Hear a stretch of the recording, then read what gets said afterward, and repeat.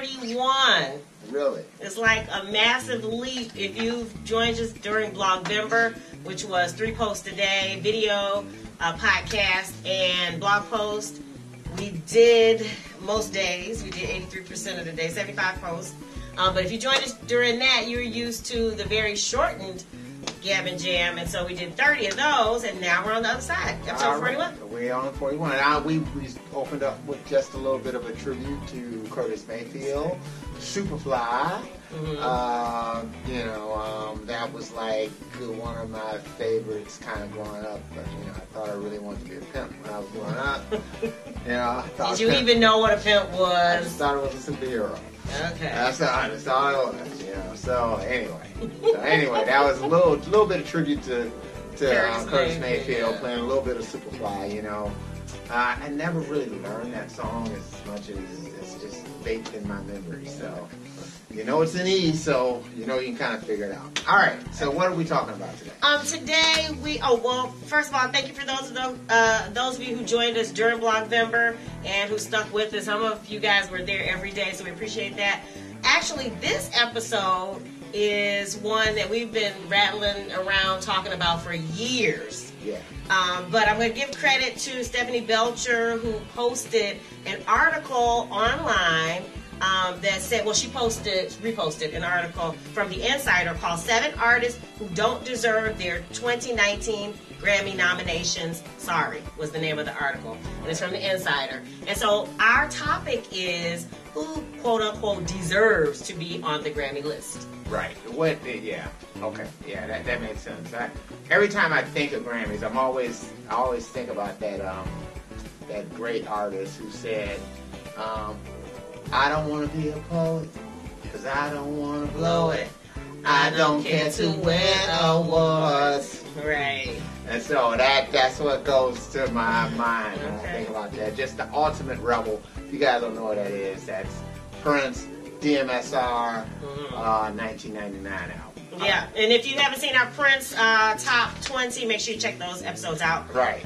I don't think DMSR made either one of our lists. No, I don't think so. I don't even think it made the one.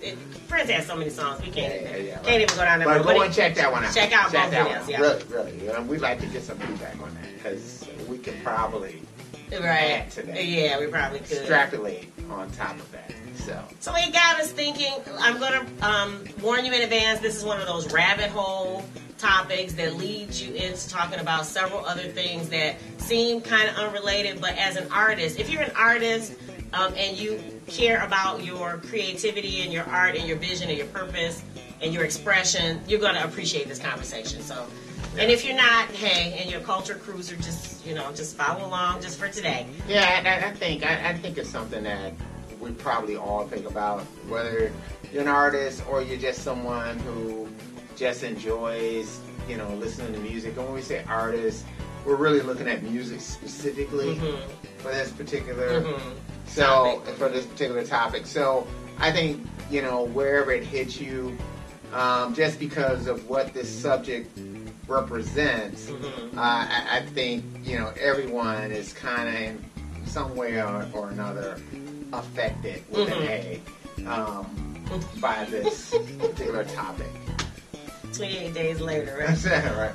Affected by anger. Okay, so the question, we've had this discussion, again, in many different forms over the years. So we're going to start with the basics. What is the purpose of award shows? What do you think the purpose of?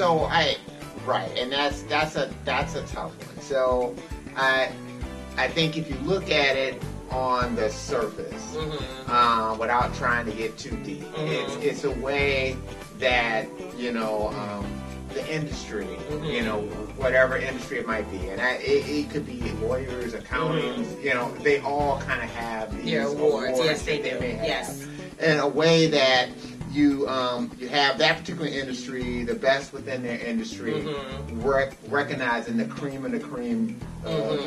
Either top, right? Innovative. Generally, there's innovation involved, or just could be, just depending on what it is. This could be the person that's best at delivering service, that's always they're very good at the top of their field, for whatever reason, right?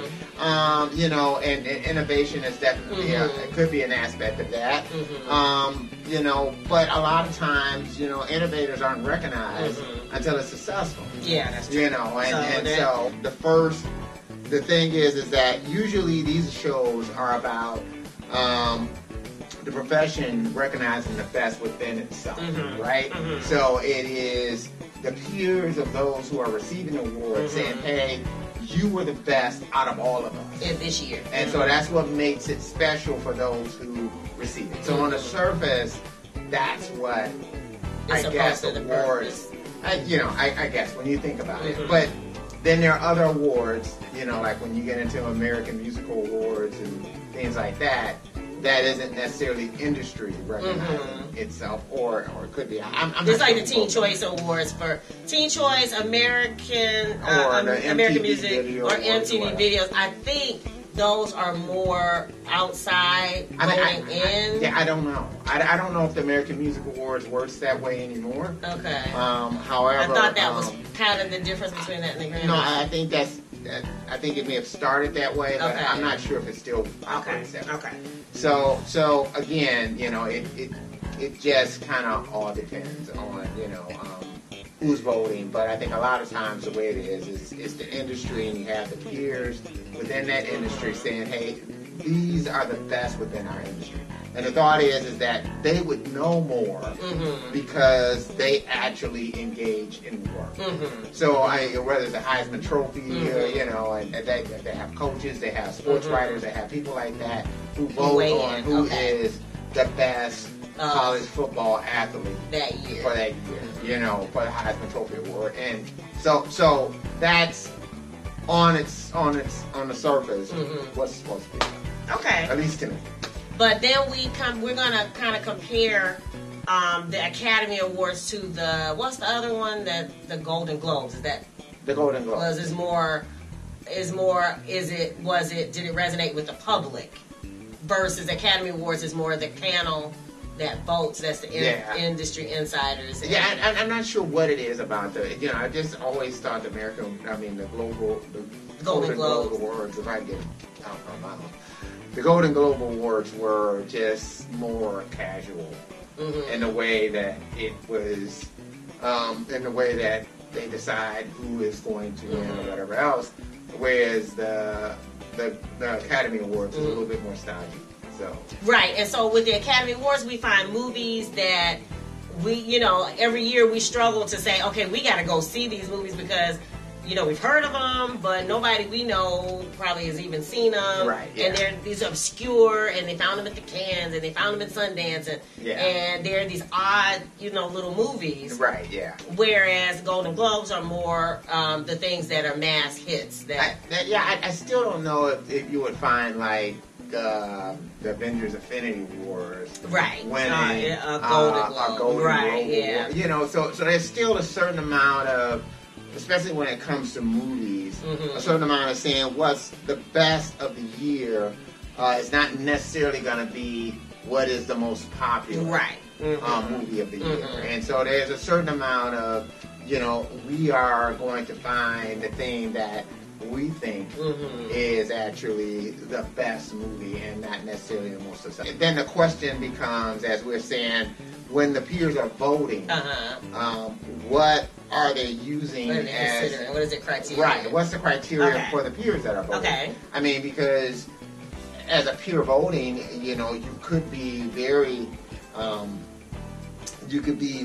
enamored, or I can say impressed, with someone's chart success. You know, the fact that, you know, this particular group or individual has put out a record that sold a gajillion copies, that can make you say, wow, that's the best record, because at the end of the day, we're in this business to sell records. It's a business. Right. It is. It's a music business. And there are more letters in business than in music. Right. And so, I mean, at the end of the day, you know, to the extent that you're doing your art and your art sells, you know, is that really what you're supposed to do? And so the person that does it the best shouldn't that be the person that gets the award? Well, but then that goes to the question of, we saw this video not that long ago that says that, well, if Max Millen or whoever, Max Martin, wrote all the songs, then just give him one award and send him on his way. Right.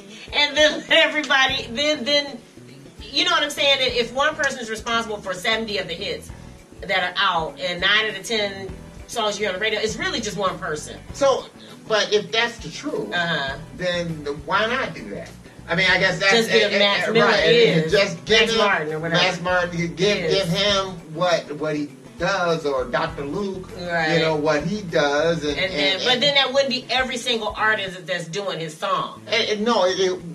Or it could be, because it could be a combination of things, because you know, you have best vocal performance, you know, you have you know, they could win like songwriter, but then you have production, you have other things that you look at with respect to you know, because I think there's a difference between Song of the Year, which goes to the actual composition, and then Record of the Year, which goes to the actual sound recording. Okay. So that would be everything. You know, the composition, the performance, the recording, all of that stuff that goes into it makes Record of the Year. So there's ways that they parse different things out. Okay. And I'm saying, if that's the barometer for what win. Okay. You know, or is it something else, which is now you're saying if it's artistic integrity, right?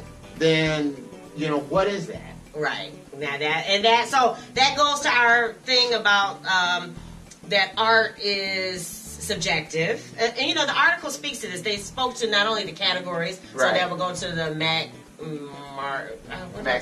Martin. So him as the producer or the songwriter or whatever it is, he could have been in a category. Their question is with some of the categories that people are nominated in, and then also with whether or not it's good art is another whole. Like she was upset at Beck because it wasn't his best work. Right. And he's nominated. But is that the way that you nominate? You know, so meaning that if you're looking at the landscape of songs, and let's just say for Beck, we're not necessarily looking at record sales. I don't know what his sales are like, but let's just say that that's not it. But it's the more subjective, artistic integrity or artistic value of the work. If that's what you're looking at, then if we're looking at what he's done for 2018 and we're not matching Beck up against what Beck has previously done. Right, that's true. As much as you're matching him up against what is out there in the artistic landscape. Max Martin. You know, well, whoever it is. Right, I'm just saying, you know, whether it's Max Martin or whoever is. I don't know who's writing. Ariana Grande, I think she's co-written somewhere. So I don't know who she's writing with. Right. You know, we got Ed Sheeran. We got the writing tanks too. So like there are these groups of people. Right, who come together and write too. So I do know that Max Martin's done some stuff before in the past, and I don't know how much he dominates the charts today as opposed to past years. But anyway, whoever it is, I'm saying that we're judging Beck's work based on that, not Beck's work based on what he's done in the past. Okay, so that would be the argument for him being nominated for the work that he's doing. I don't think you can hold his past work against what he's doing today. I mean, that's not my understanding. Each year, Grammys come out, and they don't compare you to what you've done in the past. They compare you to what is currently what's going on. This is for 2018, and there is a cutoff. There are always controversies about the date and when somebody does the special release that ends up going into a different year than it seems like it should be. So that's another thing about cutting it off. Right, but still, I mean, there's that aspect of it. So I don't know if that's fair to Beck. It's one thing if you're saying that it's not his best work and it's not even the best work from 2018. Then I think that's a valid argument. And the question is, they have to cut it off someplace, right? So the thing is, art versus commerce. There is a lot of vulnerability in creating art. The question is, and it always has been, do the award show reward the creativity, or do they stifle creativity? If it is a popularity contest, are you rewarded for if you are successful at it, or are you rewarded, and that goes back to the whether or not it's the art or Yeah, I mean, because is success. The blockbuster or I wrote a really great story. Again, I don't think, and I could be wrong about this, I don't think even people who are writing songs to be at the top of the charts, I don't think they're writing songs thinking about the Academy. Okay. I think that they're thinking about their bank account more than they're thinking about the Academy. You know, I think that, you know, at the end of the day, that, you know, nobody wants to be a starving artist. Yeah. You know, I mean, so even a starving artist that's said to be great. Right. You know, I mean, you don't want to be a starving artist. You want to be an artist that's, you know, that makes money off of the art that you make. Right. And, you know, or you know, you make money off the music that you make. So whatever, if people want to say, well, certain things they don't think has that much artistic value to it, then you're making off the music that you make. But I think at the end of the day, that's kind of what the goal is. The goal is that we're writing a song, you know, when you're shopping the middle round, and you know that song that's up for an award, right? And that was in the article too. Like they really didn't think 20,000 different singers, who turned it down before, you know, Zed ended up with who did he end up? Mary Morris. Yeah, there you go. Yeah. She ended up singing it, and you know, and now it's this blockbuster. Right. You know, I mean, I don't think there's anything wrong with the song. I mean, to me, I thought it was a good song too.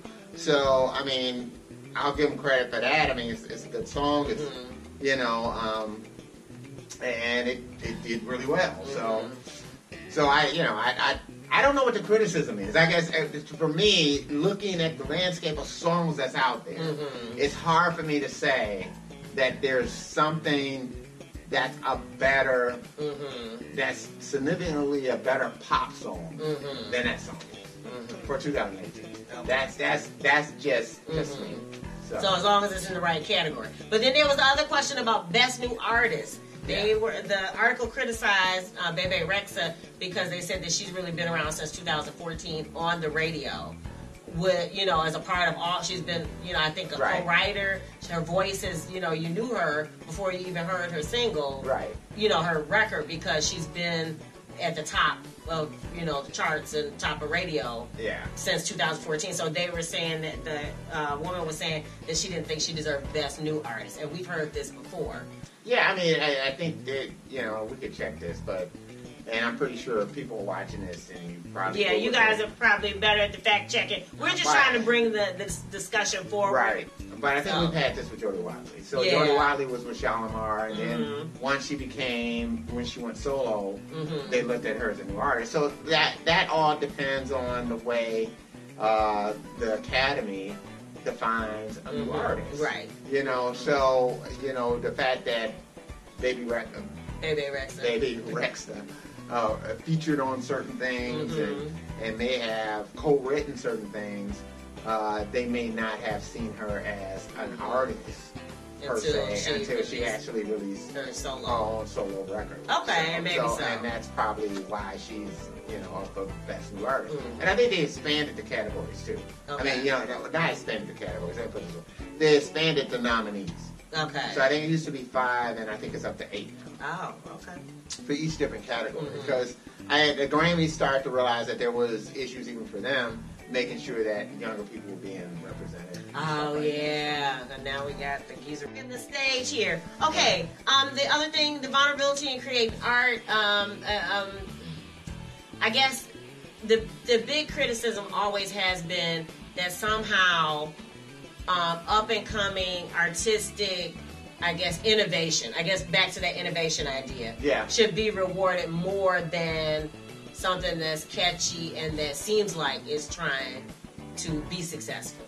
I mean, again, this is the record industry engaging in masturbation. So, I mean, you know, this is self-gratification type of thing. I mean, they're getting together and they're saying this is the best amongst us. Right. You know, so they're not going to reward somebody who's in the shadow someplace. It's not that kind of party. Right. I mean, you know, when the first rap when the first rap Grammy goes to, Will Smith and parents just don't understand. I mean, that kind of lets you understand or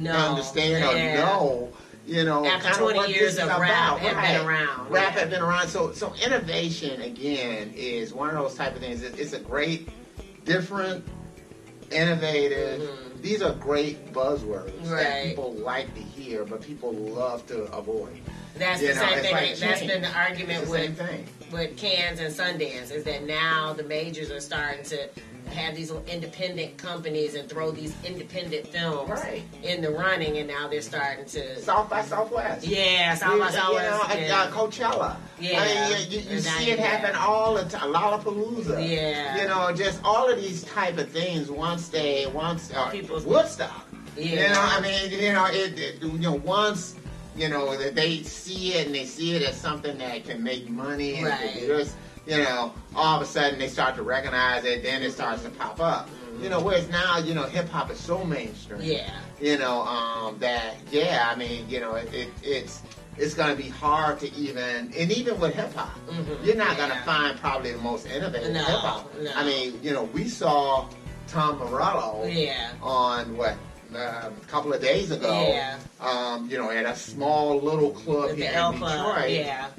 And then, I just happened to check out his CD, and he's doing some of the most innovative electronic EDM hip hop rock that I've ever heard. Right. And I'm like blown away by it, but I know that that's something that will never be recognized, because that's not what the Grammys is about. I mean, you gotta understand that aspect of it, that it's about the established industry rewarding itself, and it's never gonna be something that's gonna be groundbreaking in that or nurturing. It's not meant to nurture. No, it's not. It's meant to reward itself, and it's meant to make money for that established industry and to prop that industry up. I mean, that's what it's there for. I mean, I'm not knocking it. I mean, it's business. That's what it's about.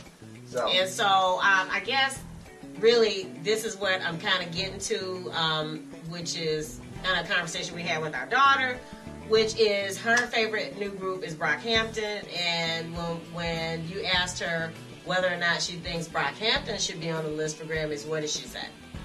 She made it seem like she didn't want to be on the list for the Grammys, right? Okay, yeah. And that was one of the things. And why not? It's because, once the Grammys and the rest of that stuff kind of grab a hold of them, they kind of lose their edge. They now become subsumed by the popular culture. And that's kind of what happened with Prince a little bit. So. Well, yeah, I mean, but I think that was, I didn't bother them. Yeah, I think so too. Because it bothered me too, because with Prince, with Purple Rain, I mean, he released Purple Rain in June of 1984. That's when the movie came out. I think When Doves Cry came out in May or something like that, 84. So this movie comes out, and it's a monster. He goes on tour kind of immediately after that. Prince shuts down that tour within 6 months of the tour, never goes to Europe, never does anything else, and then releases a new record. Right. And which completely cuts off. And it was not reminiscent of Purple Rain at all. So, and went directly opposite of that, completely cut his hair, changed his whole look, and it does around the world today. Yeah. And now all of a sudden he's hippie. Yeah. I mean, it's like it just flipped all of a sudden, a hippie with a Frankenstein character style. Yeah. So, I mean, every single artist, it just all depends on how they're wired, as to how they feel about that success. Whereas Michael Jackson was completely different. He embraced it. Oh, yeah. And, and instead, for his next record, he was writing 100 million. Right. 100 million. I went to sell 100 million copies. Yeah. We went all the awards. Right. And that's the way that he saw it, and he made them say, okay, I understand Elvis Presley is the king of rock. You will introduce me as the king of pop. Yeah. So he started, each time, so he embraced it completely differently from the way that Prince just ran away from it. So it just all depends on, the type of artist you are as to how you take to that Mm-hmm. once that happens, you know. Mm-hmm. But you know, it's just, you know, it's hard to say which way is the best way. And then the bottom line is, so the question for me, for you is, does it matter who is nominated for the Grammys? I think it's fun conversation. You know, and, you know, I do. I think it's fun conversation, but I can't tell you who won last year. Yeah, I but can't we have this discussion every year. Yeah, we do. We had a discussion, but I really don't recall. Right. I don't recall. You know, because for the longest, I think I felt the same way. It was like, you know, years when I thought that Prince should have been up for awards or should have done something, you know, as far as the industry recognizing what he was doing, they pay no attention to it. Or just stuff that I've listened to and they just completely ignored. I mean, groups like Rush have been ignored for the longest. You know, critics paying Led Zeppelin for the longest. Yeah. You know, now we got Greta Van Fleet. Oh my goodness! And that's one of the people that's mentioned in the article as not being worthy of being nominated for Grammy. Yeah, for best new artist and that type of, you know, and that, you know, and again, that's a whole separate conversation. It is. It you know, whether or not this band that seems like they're completely derivative, should be nominated. But again, is it the best rock and roll that's happening in 2018? Right. Especially when you got to start saying that Imagine Dragons is a rock band. I mean, burn! I hear the burn. And, you know, but that's where we are today. I mean, if Imagine Dragons is rock and roll today, then rock and roll has evolved to be that. Yeah. You know, I mean, in all honesty, if rock and roll is going to survive, it's got to evolve. Yeah. So. Okay, finally, as always, we're excited that you're here. So the bottom line is, it really doesn't matter. Every year, there's going to be the experts are going to pick who they pick, and we're going to debate it, which is... And sometimes it may matter, you know, depending on how you feel about the artists that are out today and the type of passion you might have for them. You might have a lot of passion for a lot of those artists, and you might feel like, oh, they really should win, or blah, blah, blah. So it all depends on how you kind of feel about it. But, you know, I think I've always kind of felt that way about the award show, that... and then the other part was, like you said, it kind of put Prince in a box. I know for me, that meant that everything had to, you know, everybody was loving him, quote unquote, and then everything had to look like that, and he had to conform to a certain performance for the tour, which I didn't like. Right. So I mean, it kind of changed him in a negative way for me. Yeah, and it all depends, because some artists, like, you know, I remember when Stevie Wonder put out Songs in the Key of Life and won all these Grammys and things like that, and, you know, and he soon went and did The Secret Life of Plants, you know, which again made people say, what? You know, I mean, but after that, Hotter Than July and other records came out, you know, so again, you know, the way that, you know, how you feel about the artists who are being nominated, things like that, I think that's where the fun comes in at. You know, I don't necessarily feel like I have a pony in the race or a dog in the race. This time around, it's like, Wow. Okay, so as always, we're excited that you're here. We are hosting, if you've been keeping track with us, we're hosting our first meetup at South by Southwest in 2019. Yes. So if you happen to be in the area, make sure you stop by and sign up in the link below. Along with subscribing to this YouTube channel and subscribing to the blog and to the podcast, be sure to follow us on your favorite social media. Just search Prejippie. You'll find us on every platform. And are there topics that you'd like us to discuss related to being an artist, being a musician, finding and enjoying great music, or creative tools? Whatever it is, drop it in the comments below, and we may make a special video just for you. So, until next time, here's wishing you love, peace, chicken grease, and if you dig the vibe, be sure to subscribe. Yay.